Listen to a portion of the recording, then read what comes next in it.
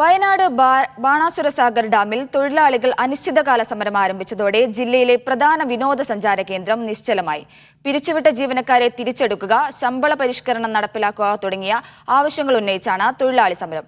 ഇതോടെ ആഹ്ലാദ കാഴ്ചകൾ തേടി ഇവിടെ എത്തുന്ന സഞ്ചാരികൾ കടുത്ത നിരാശയോടെ മടങ്ങുകയാണ്. പിരിച്ചുവിട്ട ജീവനക്കാരെ തിരിച്ചെടുക്കുക, ശമ്പള പരിഷ്കരണം നടപ്പിലാക്കുക, ടൂറിസം സെന്ററിലെ അടിസ്ഥാന സൗകര്യങ്ങൾ വികസിപ്പിക്കുക തുടങ്ങിയ ആവശ്യങ്ങൾ ഉന്നയിച്ച് തിങ്കളാഴ്ച രാവിലെയാണ് CITUവിന്റെ നേതൃത്വത്തിൽ ജീവനക്കാർ സമരം ആരംഭിച്ചത്.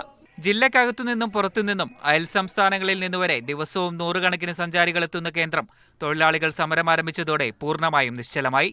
ആവശ്യങ്ങൾ അംഗീകരിക്കുന്നതുവരെ സമരം തുടരാനാണ് തൊഴിലാളികളുടെ തീരുമാനം. തിരുവനന്തപുരം പോയിട്ട് നേരിട്ട് ചർച്ച നടത്തിയാണ്. ഇവിടെ ഡാമിൽ നമ്മുടെ സെൻട്രൽ വന്നിട്ട് IBയിൽ വെച്ച് ചർച്ച നടത്തിയാണ്. അപ്പോഴൊക്കെ 2 മാസം കൊണ്ട് ശമ്പളം വർദ്ധിപ്പിക്കാം, മറ്റ് പറയുന്ന ഡിമാൻഡുകൾ, ഞങ്ങൾ ആവശ്യപ്പെടുന്ന ഉന്നയിക്കുന്ന ഡിമാൻഡുകളെല്ലാം അംഗീകരിച്ചിട്ട് സാർ ഡയറക്ടർ പോവുകയും പിന്നീട് അതിൻ്റെ ഫോളോ അപ്പ് ഒന്നും ഉണ്ടാകാണ്ടിരിക്കുന്ന അവസ്ഥയിലാണ്. ഇത് അനിശ്ചിതകാല സമരമാണ്.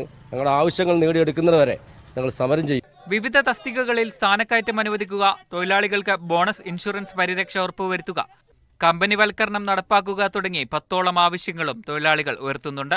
വിനോദസഞ്ചാരികൾക്ക് പുറമെ അവരെ ആശ്രയിച്ചു കഴിയുന്ന ചെറുകിട കച്ചവടക്കാർക്കും കനത്ത തിരിച്ചടിയാവുകയാണ് സമരം. പ്രതിസന്ധിക്ക് എത്രയും വേഗം പരിഹാരം കാണണമെന്നാണ് തൊഴിലാളികളുടെയും ആവശ്യം.